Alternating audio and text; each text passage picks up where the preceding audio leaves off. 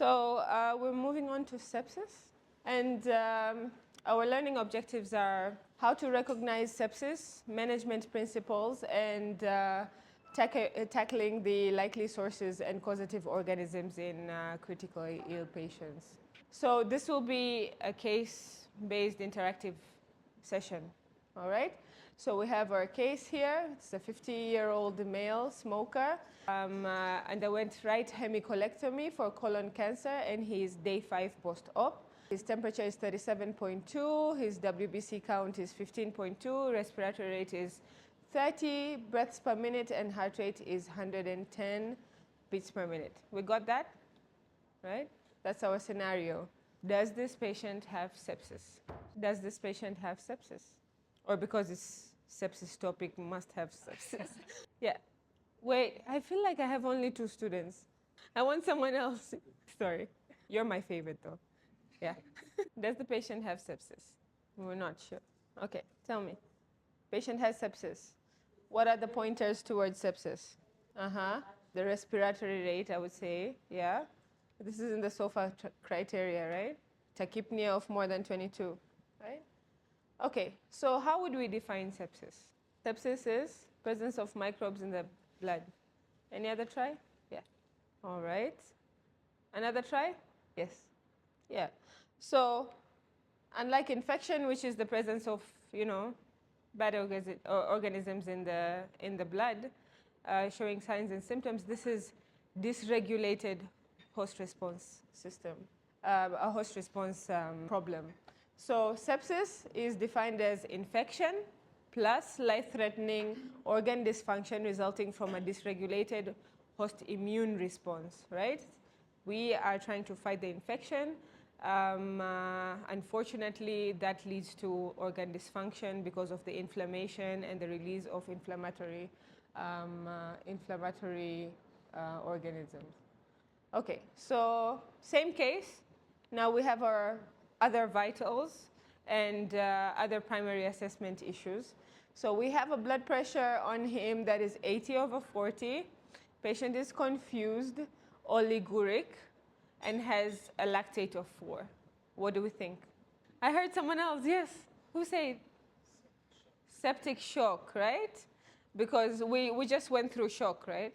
So septic shock is because first we have a low blood pressure, and we also have signs of end organ dysfunction, hypoperfusion, right? Confusion could be reduced reduced perfusion, and also oliguria, and the fact that lactate is high because of anaerobic metabolism, right? So the basis of this talk is to be able to first do early recognition when you're dealing with sepsis, right? And then, aggressive management, resuscitation, and continuation of treatment.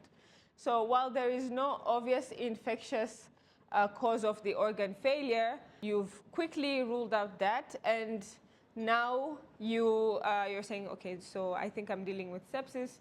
These are the people, they're very important people to consider that they might be having an underlying sepsis, and these are critically ill patients, immunocompromised, frail patients, extremes of age, so the very old, very young, history of recent surgery, and having invasive devices like indwelling catheters and dialysis catheters, okay? So in terms of management principles, again, early aggressive resuscitation and early treatment.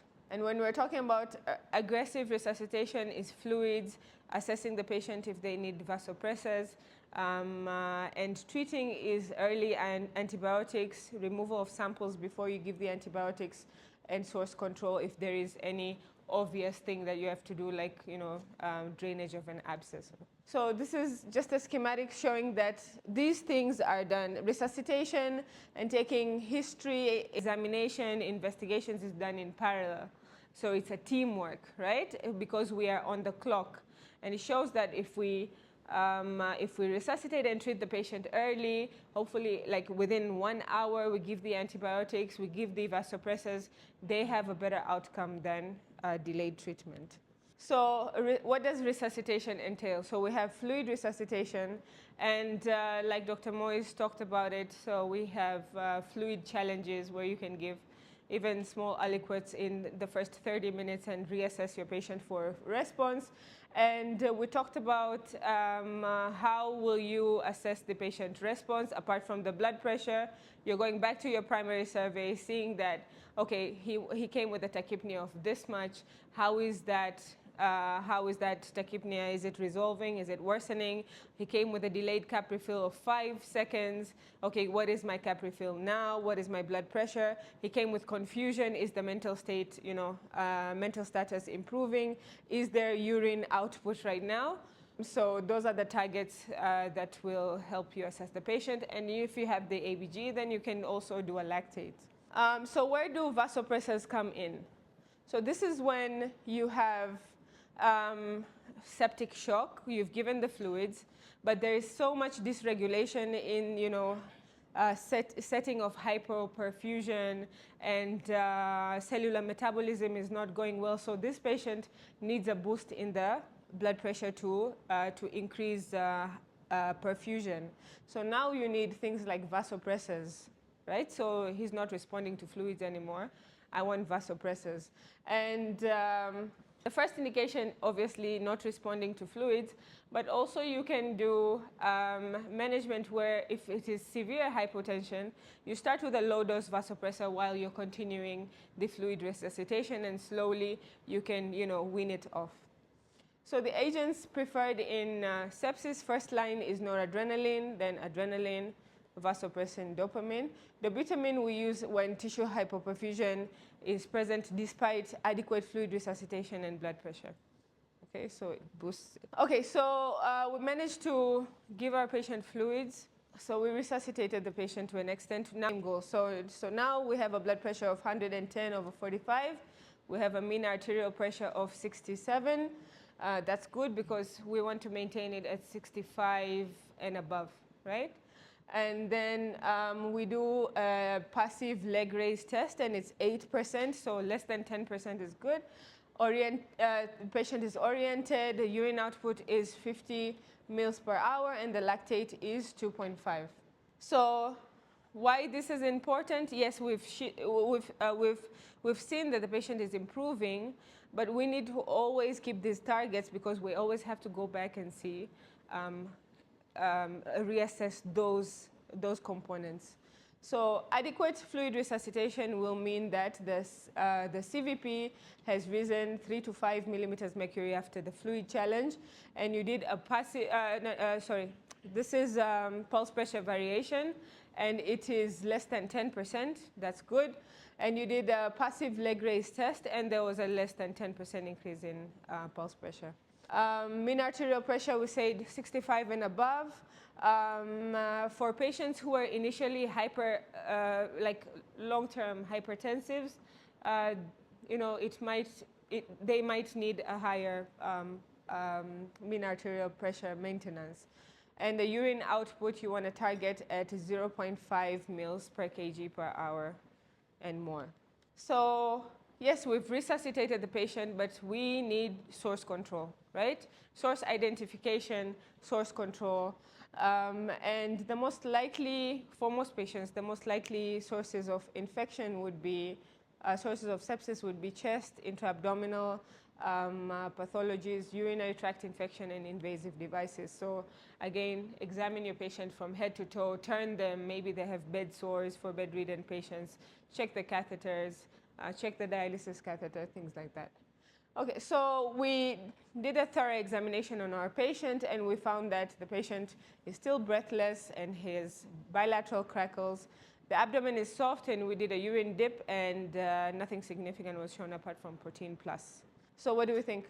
Yeah, pneumonia, it could be a pneumonia. And we did a chest x-ray, portable chest x-ray, and we see that he has bilateral infiltrates. What other thing would we want to add in terms of just checking, just taking samples? We did blood sample collection for cultures. What else can we do if it's a pneumonia? So we can take the aspirates, right? The aspirates, yeah? So we can do that. And other imaging obviously will be tailored to what is going on, what is the physical examination that you picked up from the patient. So again, during the examination, we noted that the drain was green, the draining fluid was green. So now what do we suspect? Sorry? Or is it infected, right? It could be infected. Sorry? Yeah, it could be a bacterial infection. Now, what if we have this and then we have this kind of X-ray? What could this be? What could this be, this pattern over here, plus the presence of an infection? Could it be ARDS? Could it be ARDS? Well, let's think about that. Okay. So investigations, some easy to do, out of the way things before you start antibiotics is the blood cultures. You want to obtain 2 separate sets, aseptic technique, 10 mils each. You want urine specimen and other appropriate specimens, like we talked about tracheal aspirates, maybe after you do drainage of the abscess and take cultures, urine cultures, things like that. Again, we have to assess every patient for a source of infection that is amenable to source control. So within 6 hours, you want to determine whether the patient needs debridement, drainage of an abscess, excision, and removal of potentially infected devices. The goal is to start early treatment of antimicrobials within 1 hour. And initially, we want to cover the most likely organisms according to our protocols. It could be regional, country dependent. It could be departmental dependent. And prior to antimicrobials, we want to obtain the cultures. However, if the patient is we're not able to maneuver to get the blood cultures as soon as possible. Sorry, not blood cultures, maybe CSF fluid, right? We want to get the CSF fluid, but it's not possible, then go ahead and start the antibiotics. So again, likely organisms is dependent on the source, the environment, and patient cofactors. Also, when we're dealing with antibiotics, it's good that we want to use the antibiotics, but also we need to know the adverse effects and what they are potentially capable of.